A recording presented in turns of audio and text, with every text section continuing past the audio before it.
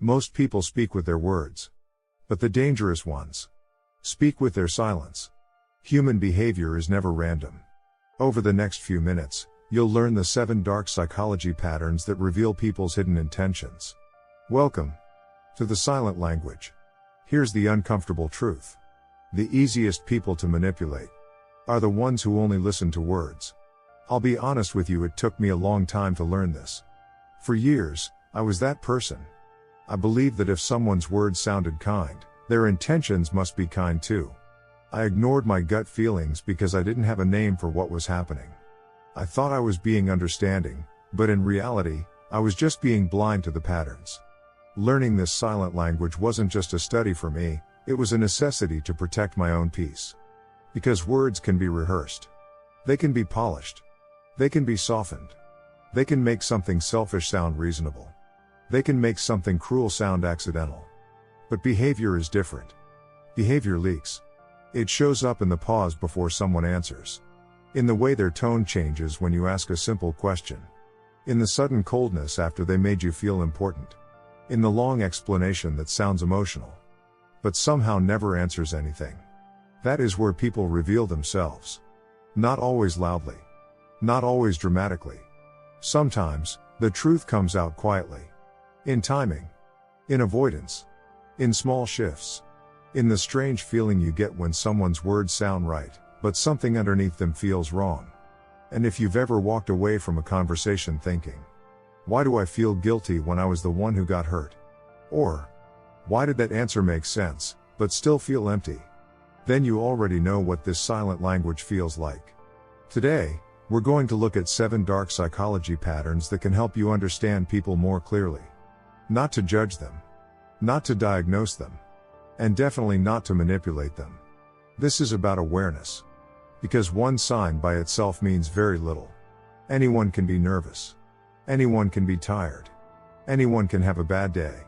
Anyone can struggle to explain themselves when emotions are high. But when the same patterns keep repeating, when someone's words keep saying one thing, and their behavior keeps saying another, that's when you stop focusing only on what they say, and start listening to what their behavior has been telling you the whole time. Let's begin. Pattern number 1. The pause before the answer. The first pattern is the pause before the answer. And to be clear, not every pause means something. People pause when they're thinking. They pause when they're overwhelmed. They pause when they're trying to choose their words carefully. That's normal. But there's another kind of pause. You can feel it. You ask a simple question. Why didn't you tell me? What did you mean by that? Why did your story change? Were you being honest with me? And suddenly, they go quiet. Not thoughtful quiet. Not emotional quiet. A different kind of quiet. The kind where it feels like they're not searching for the truth. They're searching for the safest answer. They look at you. They watch your face. They wait to see if you'll say more. And most people do. Because silence is uncomfortable. So you start helping them. You soften the question. You explain your intention. You almost apologize for asking. You say, maybe I'm overthinking it. It's probably not a big deal. I'm not trying to accuse you. And just like that, the pressure moves. You ask the question. But now you're the one defending yourself. That's why this kind of pause matters. Not because silence is dangerous. Silence can be healthy. Silence can be thoughtful. Silence can be mature. But some people use silence to measure how much control they still have over the conversation. Will you back down? Will you doubt yourself? Will you make the question easier? Will you give them the answer they should have given you? The strongest thing you can do is stay calm. If your question is fair, let it sit. You don't have to rush in and rescue someone from answering something reasonable. And you don't have to turn your own concern into an apology. A pause alone proves nothing. But if someone repeatedly pauses before difficult answers, then avoids the point, changes the subject, or turns the question back on you, that pause may not be empty. It may be part of the pattern. Pattern number 2. The answer that sounds deep but says nothing. The second pattern is when someone answers without actually answering. This one is easy to miss because it can sound very sincere. You ask a direct question, and instead of a direct answer, they give you a story. A long one. An emotional one. A convincing one. And while they're talking, you start to feel something shift. At first, you were looking for clarity. But now you're listening to their pain. Their stress. Their pressure. Their side of everything. And by the time they finish, you almost forget what you asked. For example, you say, "Why did you hide that from me?" And they say, "You don't understand how much pressure I've been under. I've had so much going on. I feel like people always assume the worst about me. I'm just tired of being misunderstood." Now, maybe that's true. Maybe they really are stressed. Maybe they really do feel misunderstood. Maybe there is more to the story. But notice what happened. The question was, why did you hide it? And that question is still sitting there. Unanswered. This is how emotional fog works. You walk into the conversation trying to understand what happened. 5 minutes later, you feel guilty for bringing it up. Now you're not focused on their behavior. You're focused on whether you hurt their feelings. And the original issue quietly disappears. That doesn't always mean someone is doing it on purpose. Some people avoid accountability because they're scared. Some people panic when they feel exposed. Some people learn to survive conflict by turning every conversation into emotion. But the result is still the same. You don't get clarity. So ask yourself one simple question: did they answer what I asked, or did they just create emotion around it? Because those are not the same thing. Someone can sound hurt and still avoid responsibility. Someone can talk for 10 minutes and still say nothing. Someone can make you feel sorry for them without explaining their behavior. The response is simple. Don't attack. Just bring it back. Say, "I understand this has been difficult for you. But I'm asking something specific. Why didn't you tell me?" That sentence is not cruel. It's clear. No drama. No chasing. No emotional spiral. Just clarity. And clarity is one of the strongest protections you have. Because confusion is where manipulation breathes. Pattern number 3. The calm that feels like pressure. The third pattern is the calm that feels like pressure. Calmness can be healthy. A calm person can make a hard conversation safer. They can slow things down. They can help both people think clearly instead of just reacting. But not all calmness feels safe. Some calmness feels cold. You bring up something that bothered you. Maybe it's small. Maybe it's not dramatic. Maybe you even say it gently. But the second you say it, their energy changes. They don't yell. They don't insult you. They don't lose control. They just become incredibly still. Their voice goes flat. Their face barely moves. Their eye contact feels a little too steady. And somehow, even though they're the calm one, you start feeling like you're the problem. You think, maybe I'm being dramatic. Maybe I'm too emotional. Maybe I should just let this go. That's the power of contrast. If they look perfectly composed and you look upset, the conversation can start to feel like you're being unreasonable. Even when your concern is valid. This is subtle. Because they don't have to attack you directly. Their coldness does the work. It makes you question your reaction instead of examining their behavior. You came in wanting to talk about what happened. But now you're trying to prove that your feelings are allowed to exist. And that's exhausting. Now, calmness alone does not mean someone is manipulating you. Some people shut down under stress. Some people are naturally reserved. Some people don't show emotion easily. Some people need time to process before they can respond. That's why you don't judge one moment. You watch the effect over time. Does their calmness help the conversation become clearer? Or does it make you feel small? Does it create safety? Or does it make you feel like your feelings are automatically wrong? Healthy calm says, let's understand this. Unhealthy calm says, look how irrational you are. The difference is not always in the words. Sometimes, it's in how you feel after the conversation ends. Do you feel heard? Or do you feel like you just lost a debate you never agreed to enter? That feeling matters. Pattern number 4. The hot and cold cycle. The fourth pattern is the hot and cold cycle. And this one can be confusing because, in the beginning, it doesn't feel harmful. It feels exciting. One day, someone gives you intense attention. They reply fast. They listen closely. They remember small details. They compliment you in a way that feels personal. They make you feel like you matter. You look at your phone, see their name, and your mood changes. You feel seen. Then suddenly, something shifts. Their replies get shorter. Their tone gets colder. The warmth disappears. Not completely. Just enough for you to notice. You ask if something is wrong. They say, no, everything's fine. But it doesn't feel fine. So your mind starts working. Did I say something wrong? Was I too much? Did I seem too interested? Are they losing interest? How do I get things back to how they were? And that's where the cycle begins. Warmth. Distance. Warmth again. Distance again.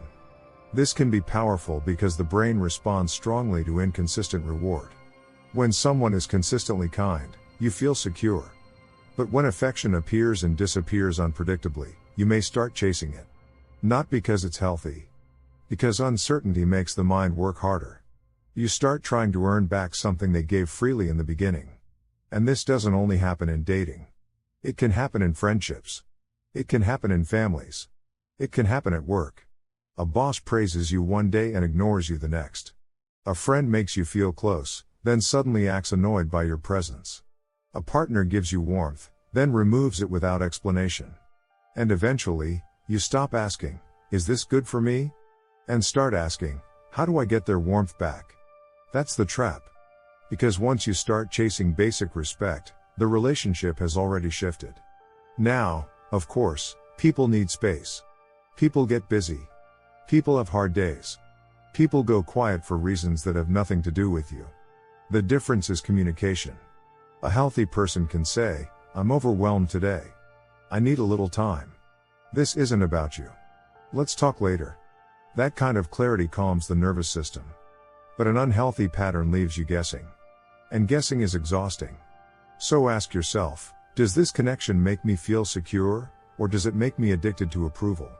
Because real connection should not feel like emotional gambling. And basic respect should not feel like a prize you have to win. Pattern number 5. The fast vulnerability trap. The fifth pattern is fast vulnerability. This one is tricky because vulnerability can be real. When someone opens up and shares something personal, that can be meaningful. It can build trust. It can create closeness. It can make a connection feel human. And sometimes, it's genuine. But real trust usually takes time. Fast vulnerability moves differently. You barely know someone. And suddenly they're telling you everything. Every person who betrayed them. Every relationship that damaged them. Every friend who abandoned them. Every wound they still carry. And because they shared something so personal, you feel special. You think, they must really trust me. And maybe they do. But sometimes, fast vulnerability is not about trust. It's about attachment. It creates emotional closeness before real character has had time to show. It pulls you into a role before you've had a chance to ask whether you even want that role. And later, when they cross a boundary, you hesitate. Because now you know their pain. You think, they've been through so much. I don't want to hurt them. Maybe I should be more patient. Maybe I'm the only person who understands them. That is a heavy place to be. Especially when the connection is still new. A painful past may explain someone's behavior. But it does not excuse harmful behavior. Someone can be wounded and still be responsible. Someone can have pain and still respect your boundaries. Someone can need compassion without making you responsible for their entire emotional world. Be especially careful when vulnerability comes with pressure. Words like, you're the only one I trust. Everyone leaves me. If you leave too, I don't know what I'll do. Nobody has ever understood me like you. Those phrases can sound intimate. But they can also create emotional weight. They can make you feel like leaving, questioning, or setting a boundary would make you cruel. And that's not healthy closeness. That's pressure. Real vulnerability invites closeness. Unhealthy vulnerability demands rescue. And there's a difference. So don't become cold when someone opens up. Just slow down. Care about people.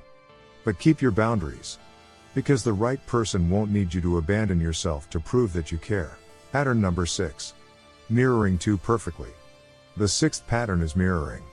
Mirroring is when someone reflects parts of you back to you. Your interests. Your values. Your language. Your emotional tone.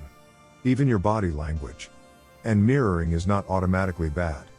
People naturally mirror each other when they connect. If you smile, they smile.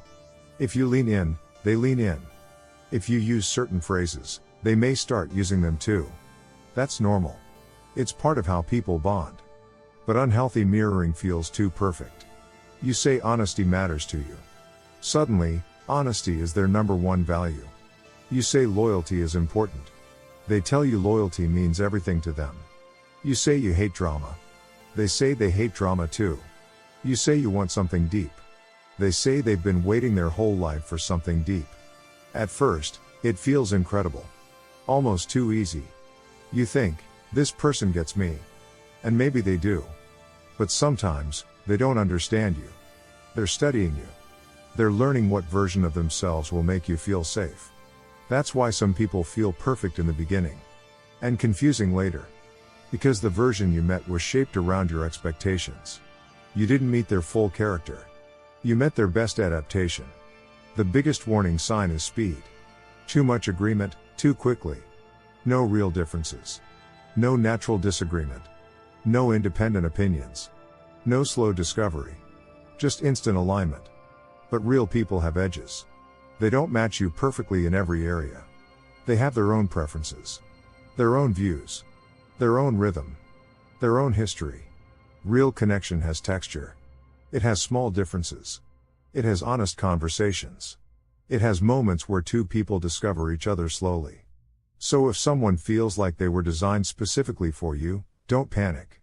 Just slow down. Don't accuse them. Don't assume the worst. Don't rush into the fantasy. Give it time. Because time reveals whether a connection is real or performed. Anyone can say they value honesty. But the truth shows when honesty costs them something. Anyone can say they respect boundaries. But the truth shows when you actually set one. Anyone can say they care. But the truth shows when they don't get what they want. Intensity can be performed. Consistency cannot. Pattern number 7. The emotional redirect. The 7th pattern is the emotional redirect. This is when someone shifts the conversation away from the actual issue and into a different emotional battlefield. You bring up something that hurt you. And instead of responding to the behavior, they react in a way that makes you comfort them, defend yourself, or drop the subject. For example, you say, when you ignored me and then acted like nothing happened, that hurt. They say, so now I'm a terrible person? Notice what happened. You were talking about a specific behavior. Now the conversation is about whether you think they're terrible. That's a redirect. Or you say, I need you to be honest with me. They say, wow. So you don't trust me at all. Again, the topic changed. You were asking for honesty. Now you're defending your trust. Or you say, I don't like being spoken to that way. They say, I guess I can never do anything right. Now you're no longer talking about respect. You're managing their shame. And before you even realize it, the conversation has flipped. You were the one who brought up a concern. But now you're comforting them. You're explaining yourself. You're proving you care. You're apologizing for the way your feelings came out. And the original issue? Gone. This pattern is exhausting because it makes every serious conversation feel impossible. You try to explain your feelings. They become the victim. You try to set a boundary. They make it about your loyalty. You try to ask for clarity. They make you feel guilty for needing it. And eventually, you stop bringing things up. Not because the problem is solved. But because you're tired. That is how emotional redirecting can control a relationship. It trains people to stay quiet. Now, everyone gets defensive sometimes. That's human. No one responds perfectly in every difficult conversation. But if every concern you raise turns into your fault, if every boundary becomes their injury, if every attempt at clarity leaves you apologizing, then you're not dealing with one bad moment. You're dealing with a pattern. The way out is to stay anchored. You can say, I'm not calling you a terrible person. I'm talking about this specific behavior. Or, I understand this is uncomfortable. But I still want to talk about what happened. Or, I'm not attacking you. I'm explaining how it affected me. These sentences are simple. But they bring the conversation back to reality. And reality is where manipulation loses its strength. Because once the conversation becomes clear again, the pattern has nowhere to hide. Final lesson. Don't read one sign. Read the pattern. Here's the part that matters most. These 7 patterns are not meant to make you suspicious of everyone. They are not meant to make you analyze every pause, every look, every quiet moment. That is not awareness. That is anxiety. The point is not to assume everyone has hidden intentions. The point is to notice when someone repeatedly leaves you feeling confused, guilty, small, or emotionally off balance. One pause means nothing. One vague answer means nothing. One cold day means nothing. One defensive reaction means nothing. But repeated patterns matter. If someone's words sound caring, but their actions keep hurting you, pay attention. If every serious conversation leaves you more confused than before, pay attention. If you feel like you constantly have to earn basic respect, pay attention. Because people reveal themselves through patterns. Not promises. Not apologies that sound perfect in the moment. Not intense beginnings. Patterns. Watch how someone acts when you say no. Watch how they respond when they are questioned. Watch how they treat you when they no longer need to impress you. Watch whether their kindness stays consistent when they don't get their way. That is where character shows. The silent language is not magic. It is observation. It is the pause. The avoidance. The sudden coldness. The emotional fog. The perfect agreement. The conversation that somehow always turns back on you. None of these things prove everything by themselves. But together, they can tell a story. And sometimes, the story someone refuses to say out loud is the one you most need to hear. So don't use this to judge people. Use it to slow down. Use it to protect your peace. Use it to ask better questions. And most importantly, use it to trust patterns more than promises. Because words can be edited. Behavior usually can't. If this helped you see human behavior differently, leave a like. And if you want to understand the patterns people reveal before they ever speak, subscribe. The next video goes even deeper. And remember, most people eventually tell you who they are. Some do it with words. Others do it in silence.